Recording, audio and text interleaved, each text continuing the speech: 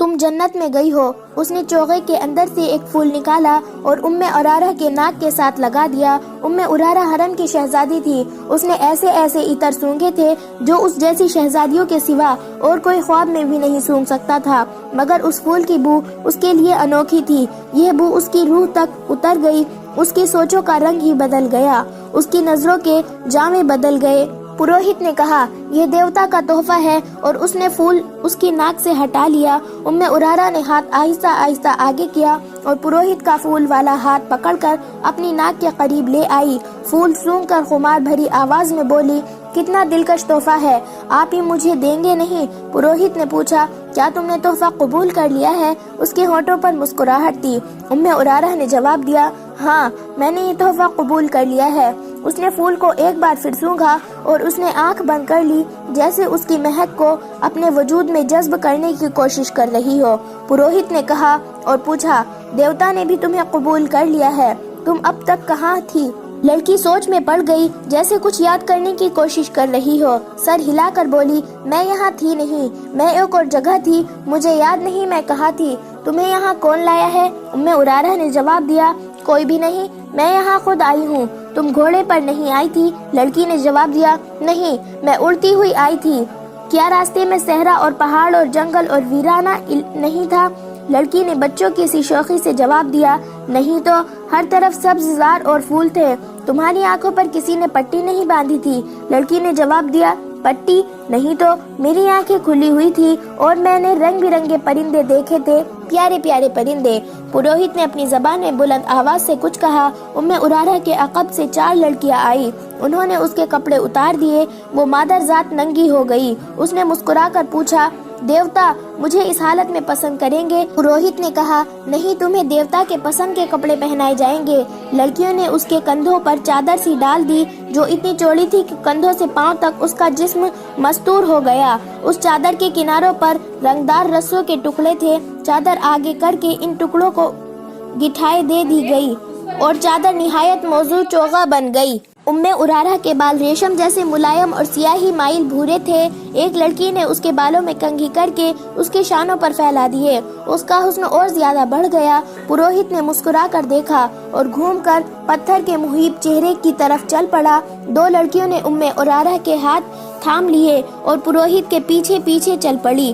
عرارہ شہزادی کی طرح چل پڑی۔ اس نے ادھر ادھر دیکھا کہ ماحول کیسا ہے۔ اس کی چال میں اور ہی شان تھی۔ عورتوں کا راگ اسے پہلے سے زیادہ طلسماتی اور پرسوز معلوم ہونے لگا۔ وہ پروہت کے پیچھے ہاتھ لڑکیوں کے ہاتھوں پر رکھے چبوترے کی سیڑھیاں چڑھنے لگی۔ پروہت پتھر کے پہاڑ جیسے چہرے کے منہ میں داخل ہو گیا۔ عرارہ بھی 3 سیڑھیوں چڑھ کر پتھر کے منہ میں جھک کر داخل ہو گئی۔ دونوں لڑکیاں وہیں کھڑی تھی۔ عرارہ کا ہاتھ پروہت نے تھام لیا۔ منہ کی چھت اتنی اونچی تھی کہ وہ سیدھے چل رہے تھے۔ حلق میں پہنچے تو آگے سیڑھیاں تھی، وہ سیڑھیاں اتر گئے۔ یہ ایک تہخانہ تھا جہاں قندیلیں روشن تھی۔ اس کمرے میں بھی مہک تھی۔ یہ کمرہ کشادہ نہیں تھا، چھت اونچی نہیں تھی، اس کی دیواریں اور چھت درختوں کے پتوں اور پھولوں سے ڈھکی ہوئی تھی۔ فرش پر ملائم گھاس اور گھاس پر پھول بچھے ہوئے تھے۔ ایک کونے میں خوشنما سراہی اور پیالے رکھے ہوئے تھے۔ پروہت نے سراہی سے 2 پیالے بھرے، ایک عرارہ کو دیا۔ دونوں نے پیالے ہونٹوں سے لگائے اور خالی کر دیے۔ عرارہ نے پوچھا، دیوتا کب آئیں گے؟ پروہت نے کہا، تم نے ابھی اسے پہچانا نہیں، تمہارے سامنے کون کھڑا ہے؟ عرارہ اس کے پاؤں میں بیٹھ گئی اور بولی، میں نے پہچان لیا ہے، تم وہ نہیں ہو جسے میں نے اوپر دیکھا تھا، تم نے مجھے قبول کر لیا ہے؟ پروہت نے کہا، ہاں، آج سے تم میری دلہن ہو۔ میں آپ کو اور کچھ نہیں بتا سکتا۔ میرے باپ نے مجھے بتایا تھا کہ پروہت لڑکی کو پھول سنگھاتا ہے جس کی خوشبو سے لڑکی کے ذہن سے نکل جاتی ہے کہ وہ کیا تھی، کہاں سے آئی تھی اور کس طرح لائی گئی ہے۔ وہ پروہت کی لونڈی بن جاتی ہے اور اسے دنیا کی گندی چیزیں بھی خوبصورت دکھائی دیتی ہے۔ پروہت 3 راتیں اسے اپنے ساتھ تہخانے میں رکھتا ہے۔ یہ انکشاف ان 5 سوڈانی حبشیوں میں سے ایک علی بن سفیان کے سامنے کر رہا تھا، جنہیں اس نے خلیفہ کے محافظ دستے میں سے نکالا تھا۔ یہ 5 اسی قبیلے میں سے تھے جس قبیلے کے وہ 4 تھے جنہوں نے عرارہ کو اغوا کیا تھا۔ اپنے ساتھ لے جا کر علی بن سفیان نے ان 5 سے کہا تھا، چونکہ وہ اسی قبیلے کے ہیں جو 30 سال کے آخر میں جشن مناتے ہیں اور وہ چھٹی پر جا رہے تھے، اس لیے انہیں معلوم ہوگا کہ لڑکی کس طرح اغوا ہوئی ہے۔ ان پانچوں نے کہا کہ انہیں اغوا کا علم نہیں۔ علی بن سفیان نے انہیں یہ لالچ بھی دیا کہ وہ سچ بتا دیں گے تو انہیں کوئی سزا نہیں دی جائے گی، پھر بھی وہ لا علمی کا اظہار کرتے رہے۔ یہ قبیلہ وحشیان مزاج اور خون خواری کی وجہ سے مشہور تھا۔ انہیں سزا کا ذرا بھر ڈر نہ تھا۔ پانچوں بہت دلیری سے انکار کر رہے تھے۔ آخر علی بن سفیان کو وہ طریقے آزمانے پڑے جو پتھر کو بھی پگھلا دیتے ہیں۔ پانچوں کو الگ الگ کر کے علی بن سفیان انہیں اس جگہ لے گیا جہاں چیخے اور آواز کوئی نہیں سنتا تھا۔ مسلسل اذیت اور تشدد سے کوئی مظلوم مر جائے تو کسی کو پرواہ نہیں ہوتی تھی۔ یہ پانچوں سوڈانی بڑے ہی سخت جان معلوم ہوتے تھے۔ وہ رات بھر اذیت سہتے رہے۔ علی بن سفیان رات بھر جاگتا رہا۔ آخر انہیں اس امتحان میں ڈالا گیا جو آخری حرب سمجھا جاتا۔ یہ تھا چکر شکنجہ۔ رہٹ کی طرح چوڑے اور بہت بڑے پہیے پر مظلوم کو الٹا لٹا کر ہاتھ رسوں سے چکر کے ساتھ باندھ دیے جاتے اور پانچوں ٹخنوں سے رسیاں ڈال کر فرش میں گڑے ہوئے کیلوں سے کس دیے جاتے تھے۔ پہیے کو ذرا سا آگے چلایا جاتا تو مظلوم کے بازو کندھوں سے اور ٹانگیں کہنیوں سے الگ ہونے لگتی۔ بعض اوقات مظلوم کو کھینچ کر پہیے کو ایک جگہ روک لیا جاتا تھا۔ اذیت کا یہ طریقہ مظلوموں کو بے ہوش کر دیتا تھا۔ سحر کے وقت ایک ادھیڑ حبشی نے علی بن سفیان سے کہا، میں سب کچھ جانتا ہوں لیکن دیوتا کے ڈر سے نہیں بتاتا۔ دیوتا مجھے بہت بری موت ماریں گے۔ علی بن سفیان نے کہا، کیا اس سے بڑھ کر کوئی بری موت ہو سکتی ہے جو میں تمہیں دے رہا ہوں؟ اگر تمہارے دیوتا سچے ہوتے تو وہ تمہیں اس شکنجے سے نکال لیتے۔ اگر تم مرنے سے ڈرتے ہو تو موت یہاں بھی موجود ہے۔ تم بات کرو۔ میرے ہاتھ میں ایک ایسا دیوتا ہے جو تمہیں تمہارے دیوتا سے بچا لے گا۔ یہ سوڈانی حبشی کئی بار بے ہوش ہو چکا تھا۔ اسے دیوتا تو نہیں، موت صرف نظر آ رہی تھی۔ علی بن سفیان نے اس کی زبان کھولی، اسے شکنجے سے کھول کر کھلایا پلایا اور آرام سے لٹایا۔ اس نے اعتراف کیا کہ ارارہ کو ان کے قبیلے کے 4 آدمیوں نے اغوا کیا تھا۔ وہ چاروں چھٹی پر چلے گئے تھے۔ انہوں نے اغوا کی رات اور وقت بتا دیا تھا۔ یہ 5 حبشی جو علی بن سفیان کے قبضے میں تھے اس رات پہرے پر تھے۔ اغوا کرنے والوں میں سے 2 کو اندر آنا تھا۔ انہیں بڑے دروازے سے داخل کرنے کا انتظام انہوں نے کیا تھا اور انہیں اغوا اور فرار کرنے میں پوری مدد دی تھی۔ اس حبشی نے بتایا کہ اس لڑکی کو دیوتا کی قربان گاہ پر قربان کیا جائے گا۔ ہر 3 سال بعد ان کا قبیلہ 4 روز جشن مناتا ہے، لیکن لڑکی اپنے قبیلے کی نہیں ہوتی۔ شرط یہ ہے کہ لڑکی غیر ملکی ہو، سفید رنگ کی ہو، اونچے درجے کے خاندان کی ہو اور اتنی خوبصورت ہو کہ لوگ دیکھ کر ٹھٹک جائیں۔ علی بن سفیان نے پوچھا، تو اس کا مطلب یہ ہوا کہ ہر 3 سال بعد تمہارا قبیلہ باہر سے ایک خوبصورت لڑکی اغوا کر کے لاتا ہے؟ سوڈانی حبشی نے جواب دیا، نہیں، یہ غلط ہے۔ 3 سال بعد صرف میلہ لگتا ہے۔ لڑکی کی قربانی 5 میلوں کے بعد یعنی ہر 15 سال بعد دی جاتی ہے۔ مشہور یہی ہے کہ ہر 3 سال بعد لڑکی کی قربانی دی جاتی ہے۔ اس نے اپنے باپ کے حوالے سے وہ جگہ بتائی جہاں قربانی دی جاتی تھی۔ پروہت کو وہ دیوتا کا بیٹا کہتا تھا۔ جہاں میلہ لگا تھا اس سے 1 میل جتنی دور ایک پہاڑی علاقہ تھا جہاں جنگل بھی تھا۔ یہ علاقہ زیادہ وسیع اور عریض نہیں تھا۔ اس کے متعلق مشہور تھا کہ وہاں دیوتا رہتے ہیں اور ان کی خدمت کے لیے جن اور پریاں بھی رہتی ہے۔ لوگ اس لیے اس بات کو مانتے تھے کہ ہر طرف صحرا اور اس میں زنجیروں کی طرح کچھ علاقہ پہاڑی اور سرسبز تھا جو قدرت کا ایک عجوبہ تھا۔ یہ دیوتاؤں کا مسکن ہی ہو سکتا تھا۔ اس علاقے میں فرعونوں کے وقت کے کھنڈر تھے۔ وہاں ایک جھیل بھی تھی جس میں چھوٹے مگرمچھ رہتے تھے۔ قبیلے کا کوئی آدمی سنگین جرم کرے تو اسے پروہت کے حوالے کر دیا جاتا تھا۔ پروہت اسے زندہ جھیل میں پھینک دیتا جہاں مگرمچھ اسے کھا جاتے تھے۔ پروہت انہی کھنڈروں میں رہتا تھا۔ وہاں ایک بہت بڑا پتھر کا سر اور منہ تھا جس میں دیوتا رہتا تھا۔ ہر 15 سال کے آخر دنوں میں باہر سے ایک لڑکی اغوا کر کے لائی جاتی جو پروہت کے حوالے کر دی جاتی تھی۔ پروہت لڑکی کو ایک پھول سنگھاتا تھا جس کی خوشبو سے لڑکی کے ذہن سے نکل جاتا تھا کہ یہ کیا تھی، کہاں سے آئی تھی اور اسے کون لایا تھا۔ اس پھول میں کوئی نشاور بو ڈالی جاتی تھی جس کے اثر سے وہ پروہت کو دیوتا اور اپنا خاوند سمجھ لیتی تھی۔ اسے وہاں کی گندی چیزیں بھی خوبصورت دکھتی تھی۔ لڑکی کی قربانی انہی کھنڈرات میں دی جاتی تھی۔ لڑکی کو پروہت تہخانے میں اپنے ساتھ رکھتا تھا۔ اس جگہ 4 مرد اور 4 خوبصورت لڑکیاں رہتی تھی۔ لڑکی کو جب قربان گاہ پر لے جایا جاتا تو اسے احساس ہی نہیں ہوتا تھا کہ اس کی گردن کاٹ دی جائے گی۔ وہ فخر اور خوشی سے مرتی تھی۔ اس کا دھڑ مگرمچھوں کی جھیل میں پھینک دیا جاتا اور بال کاٹ کر قبیلے کے ہر گھر میں تقسیم کر دیے جاتے تھے۔ ان بالوں کو مقدس سمجھا جاتا تھا۔ لڑکی کا سر خشک ہونے کے لیے رکھ دیا جاتا تھا۔ جب گوشت ختم ہو کر صرف کھوپڑی رہ جاتی تو اسے ایک غار میں رکھ دیا جاتا تھا۔ لڑکی کسی کو دکھائی نہیں جاتی تھی۔ حبشی نے کہا 15 سال پورے ہو رہے ہیں اب کہ لڑکی کی قربانی دی جائے گی۔ ہم 9 آدمی مصر کی فوج میں بھرتی ہوئے تھے۔ ہمیں چونکہ نڈر اور وحشی سمجھا جاتا ہے اس لیے ہمیں خلیفہ کے محافظ دستے کے لیے منتخب کر لیا گیا۔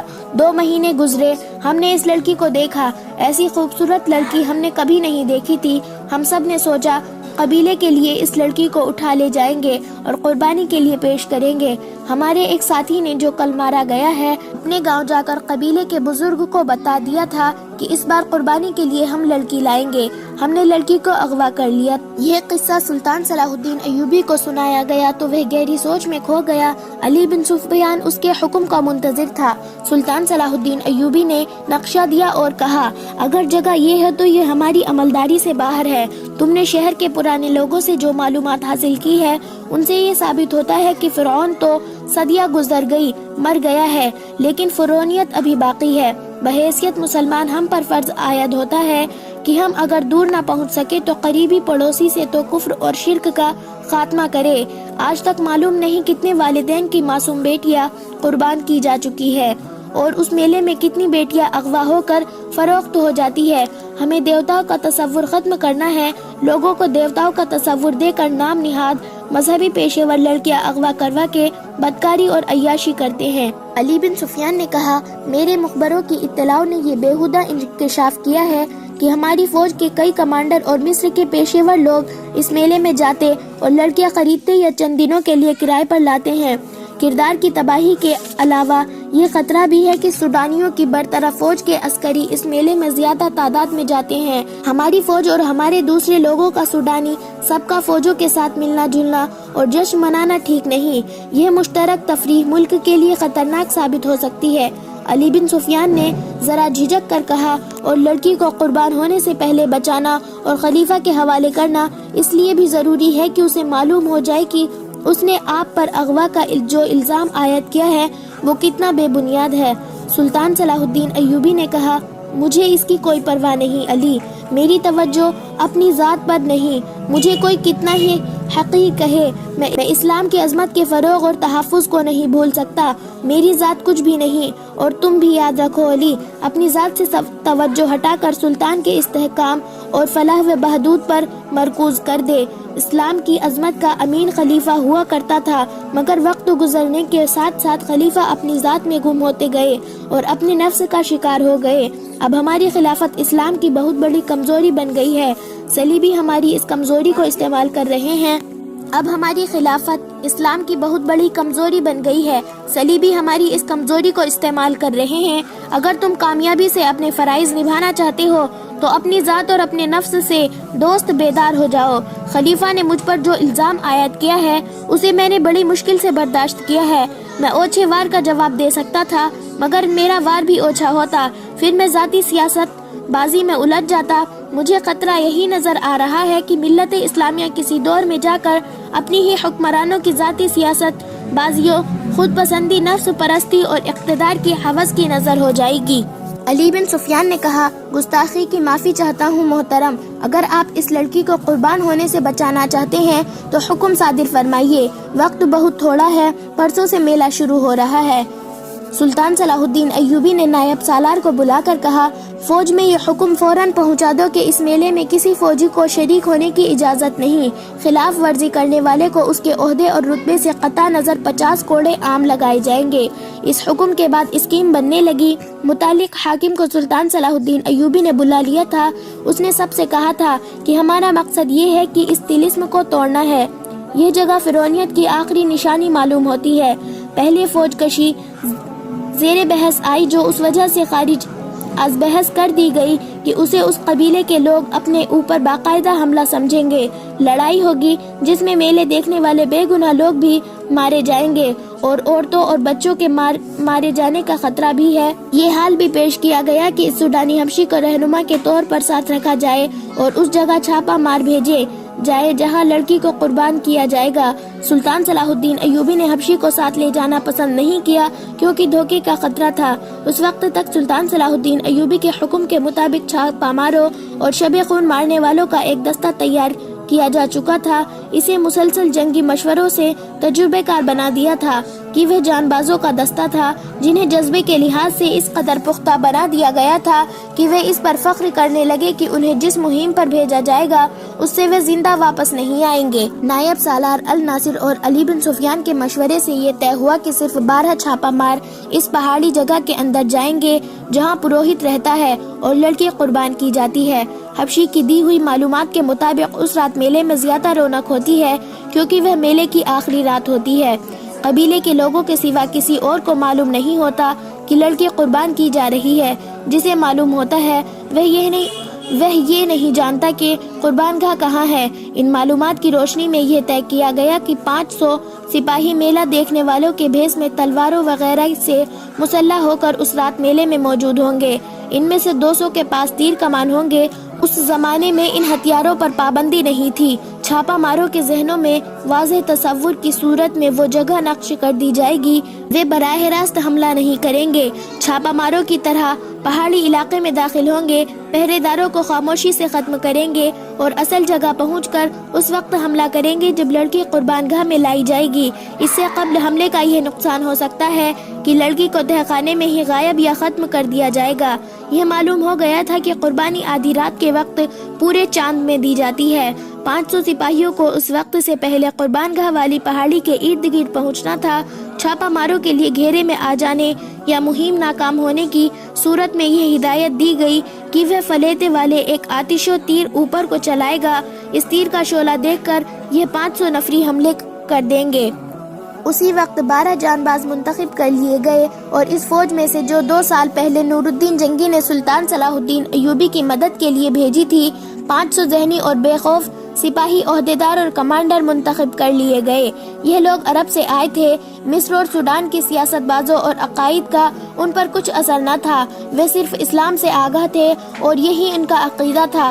وہ ہر اس عقیدے کے خلاف اٹھ کھڑے ہوتے تھے جسے وہ غیر اسلامی سمجھتے تھے۔ انہیں بتایا گیا کہ وہ ایک باطل عقیدے کے خلاف لڑنے جا رہے ہیں اور ہو سکتا ہے انہیں اپنے سے زیادہ نفری سے مقابلہ کرنا پڑے اور لڑائی خون ریز ہو، اور یہ بھی ہو سکتا ہے کہ ان کے سامنے کوئی ٹھہر ہی نہ سکے اور بغیر لڑائی کے مہم سر ہو جائے۔